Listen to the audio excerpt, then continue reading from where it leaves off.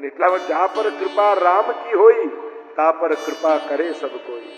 અને જેના પર ઠાકોરજી રાજી હોય ને એના પર બધાના આશીર્વાદ પ્રાપ્ત થતા હોય. એટલે પ્રભુને પ્રસન્ન કરવાની કોશિશ કરજો, સંસાર તો આપમેળે ખેંચાઈને આવી જશે. અમારા ભગવદીઓની વાર્તામાં જુઓ ને, એક મોહનદાસ હોય, ગોવિંદ સ્વામી હોય, ચિત સ્વામી હોય, સંસારને રાજી કરવાની કોશિશ નથી કરી, પ્રભુને રાજી કર્યા છે ને, તો આજે પણ સંસારભરમાં એમના વાર્તાઓ વંચાય છે, એમને યાદ કરાય છે, એમના કીર્તનો ગવાય છે, કારણ કે એમના પર ઠાકોરજી રાજી હતા. અને જેના પર પ્રભુ રાજી હોય ને, કુદરત પણ એના કાર્ય કરવા માટે બંધાઈ જાય છે. કારણ કે આના જેના પર પ્રભુ રાજી છે, કુદરત પણ એની સેવામાં આવી જાય. વાર્તા સાહિત્યના અનેક પ્રમાણો પ્રસિદ્ધ છે, હમણાં એમાં નથી જતા. અહીંયા પ્રભુને ગમ્યું નહીં, શકટાસુરે પ્રવેશ કર્યો. શકટ એટલે ગાડું. અને પ્રભુએ ચરણનો પ્રહાર કર્યો, સ્પર્શ કરાવ્યો, શકટ તૂટ્યું, બધા રસો ઢોળાઈ ગયા. બધા દોડીને આવ્યા, બધાને થયું કે અરે આ થયું શું? બધા જ રસો ઢોળાઈ ગયા. મહાપ્રભુજી આજ્ઞા કરે, શકટ ભંજનની લીલા દ્વારા પ્રભુએ વ્રજ ભક્તોની લૌકિક આસક્તિનો નાશ કર્યો. જે આસક્તિ લૌકિક વ્યવહારમાં હતી, હવે બધાને એમ થઈ ગયું કે ના, કોઈ પણ પ્રસંગ ઉજવીએ પણ આપણું ધ્યાન તો ઠાકોરજી તરફ જ રહેવું. નહીં તો ઘણી વાર એવું થાય, કર્યો હોય પ્રભુ નિમિત્તે મનોરથ અને પ્રભુની સામે જોવાનો ટાઈમ ના હોય. જેની કૃપાથી ઘરમાં મંગલ પ્રસંગ આવે અને આપણે કે ના હમણાં લગ્ન છે, ઠાકોરજી તું સાચવજે, અરે જેના આશીર્વાદથી આવ્યો એને જ ઘરથી કાઢીને તો મંગલ ક્યાંથી થશે? બને તો તમારા સારા પ્રસંગોમાં તમારા ઠાકોરજી તમારા ઘરે રહે એવો પ્રયાસ કરો. સાથે બે વૈષ્ણવને જોડી લો કે ચલો બધું નહીં પહોંચે, તું સાથ આપજે, પણ અમારા મંગલ પ્રસંગે અમારા બાળકો અમારા ઠાકોરજીને દંડવત કરીને વિધિમાં બેસશે, અમારા પ્રભુના આશીર્વાદ લઈને જશે.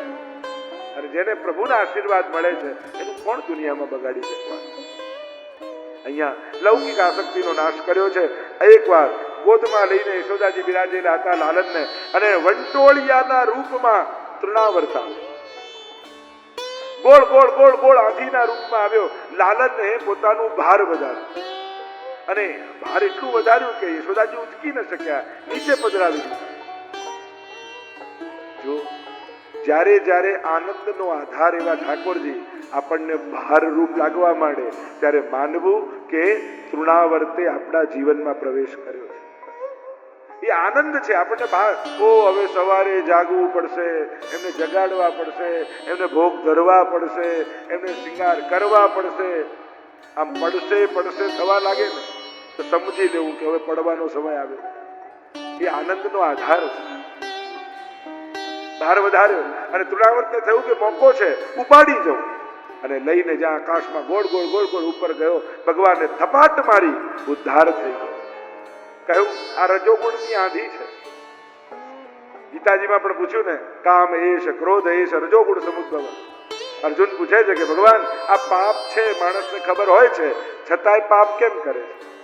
તો કેવું રજોગુણને કારણે માણસ પાપમાં પ્રેરાય છે. અને તૃણાવર્ત એ રજોગુણનું વંટોળિયું છે. અને રજની આંધી આવે ને ત્યારે આંખ બંધ થઈ જાય માણસ. એમ વિવેક દ્રષ્ટિ જતી રહે જ્યારે રજોગુણની આંધી આવે છે. ભગવાને ઉદ્ધાર કર્યો છે. આગળ ઝુમ્મર લીલાનો પ્રસંગ આવ્યો. અનેક પ્રકારની પ્રભુની લીલાના વર્ણન કર્યા છે. વસુદેવજીએ ગર્ગજીને કહ્યું કે મારા બાળકોનું નામકરણ કરી દો. અને ગર્ગજી આવ્યા છે વ્રજમાં. નંદ બાબાને કહેવા લાગ્યા કે વસુદેવજીના બાળકનું નામકરણ કરું તો સાથે સાથે તમારા બાળકનું પણ નામકરણ કરી દો. અરે તમે કંસ રાજાના પુરોહિત અને અમારા બાળકની વિધિ કરાવો તો એ નારાજ થાય, કોઈને ખબર નહીં પડે. એ રીતે ગૌશાળામાં આપણે વિધિ કરીશું. નક્કી કર્યું. બીજા દિવસે ગૌશાળામાં નામકરણની બધી જ તૈયારીઓ કરી લીધી.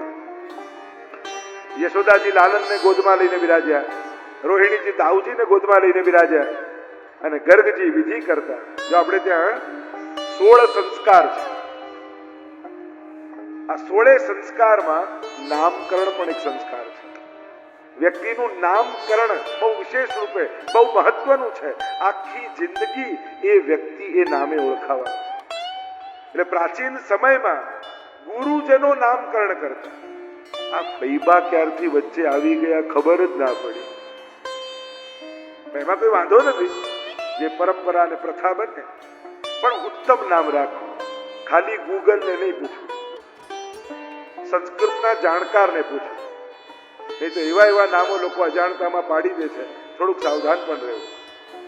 અહીંયા નામકરણ વિધિની તૈયારી શરૂ કરી છે. બંને બિરાજ્યા છે અને ગર્ગજીની દ્રષ્ટિ પડી દાઉજી ઉપર. અને દાઉજીને જોઈ ગર્ગજી બોલ્યા, અયમ હિ રોહિણી પુત્રો રમયન સુરદો ગુણે આખ્યાસ્યતે રામ ઇતિ બલાધિક્યાત બલમ વિદો. અયમ હિ રોહિણી પુત્ર, આ રોહિણીજીનું બાળક બલમાં સર્વથી અધિક થશે, સર્વને આનંદ આપનારા થશે, એટલે એમનું નામ હું બલરામ રાખું છું. બોલીએ બલરામજી મહારાજની જય. પુષ્ટિ માર્ગમાં પણ દાઉજીની પણ સેવા થાય. એમ જોવા જાવ તો દાઉજી ગૌર વર્ણના હતા, પણ પુષ્ટિ માર્ગની હવેલીઓમાં જ્યાં જ્યાં દાઉજી બિરાજતા હોય છે, શ્યામ વર્ણના બિરાજતા હોય છે.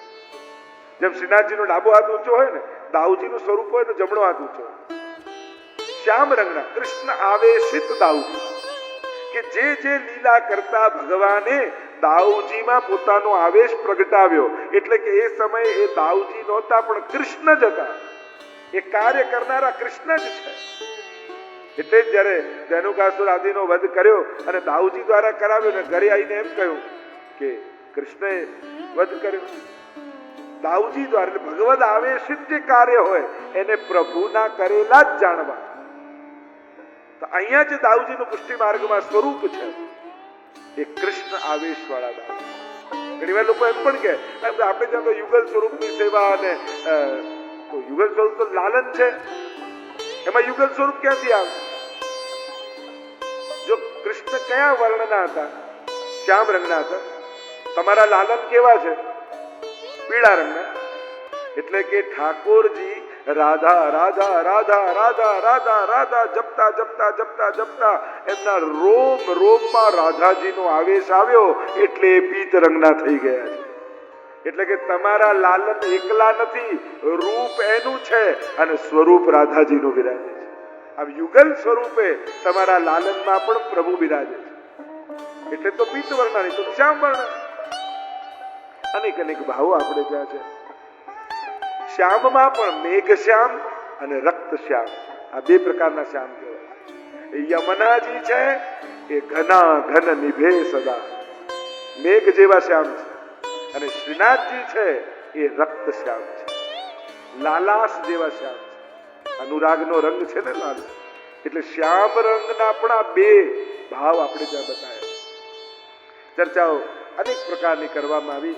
અહીંયા હવે કૃષ્ણ પ્રભુ તરફ દ્રષ્ટિ પડી ગર્ગજી. નેત્રોને ડબડબાવતા પ્રભુ ગર્ગજીની સામે જ્યાં દ્રષ્ટિ કરવા લાગ્યા અને જોઈને જ ગર્ગજી ઓળખી ગયા કે આ કોણ છે. મનમાં વિચાર કરે આનું નામ હું શું રાખું? દુનિયાના જેટલા નામ છે આના જ તો છે.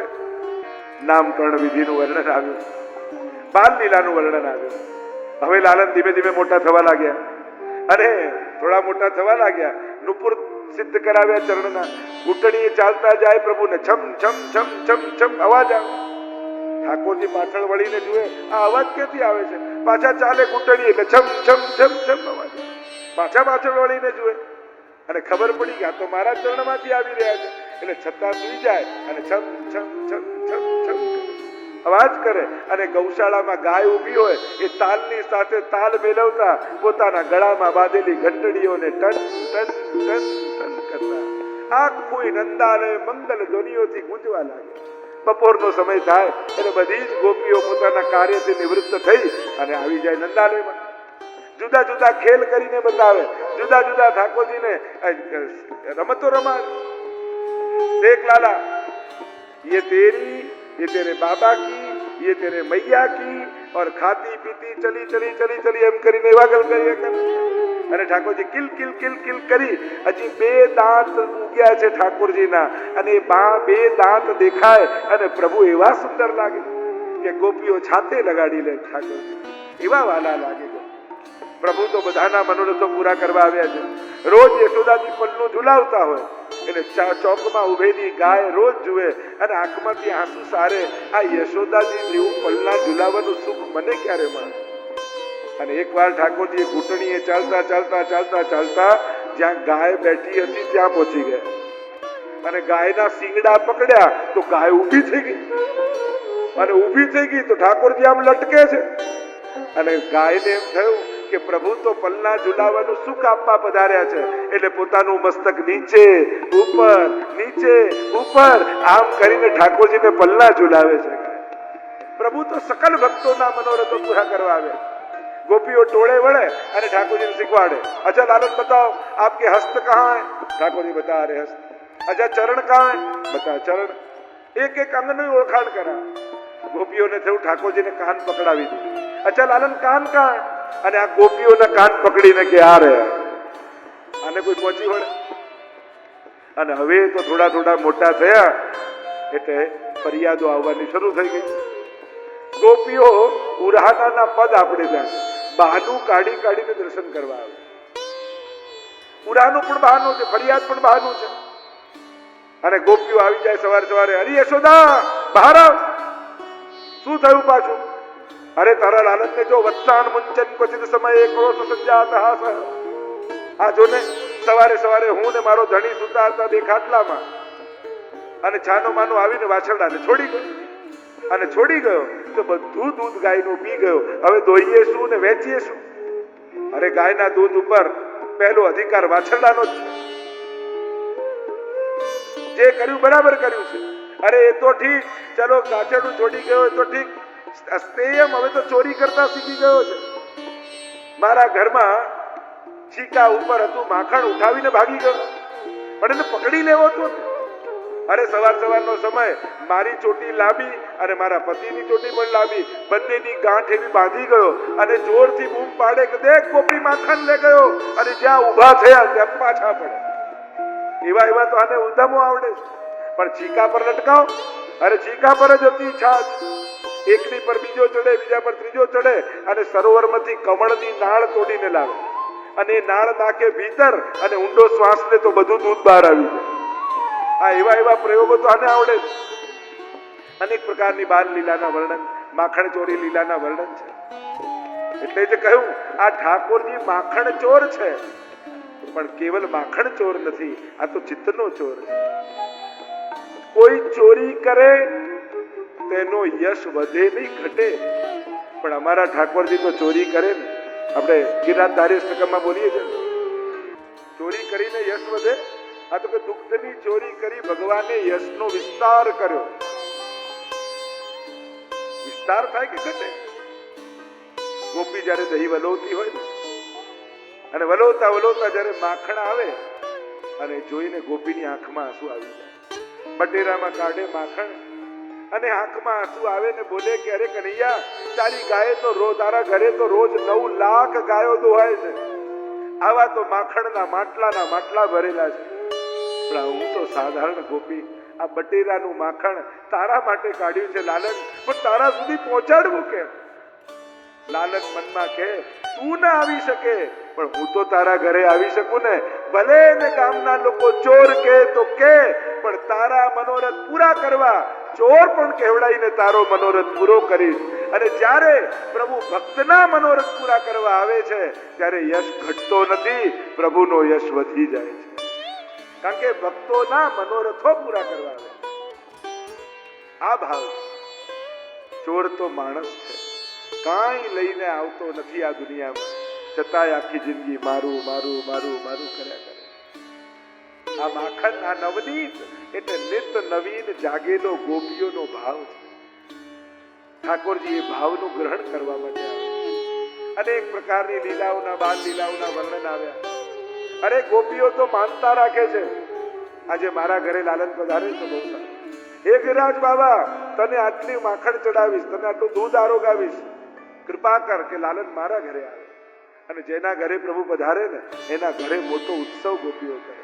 અજરામણનું જે માટલું તૂટ્યું હોય એ પ્રસાદ રૂપે આજુબાજુ વાટે. અનેક પ્રકારની મનોરથો થાય. ઠાકોરજી અનેક પ્રકારની લીલાઓ કરે. એકવાર એક નવી વહુ આવી પરણીને સાસુ કહેવા લાગી કે હું જલ ભરવા જાઉં છું, પણ અહીંયા વ્રજમાં એક નાનકડું બાળક ફરે છે.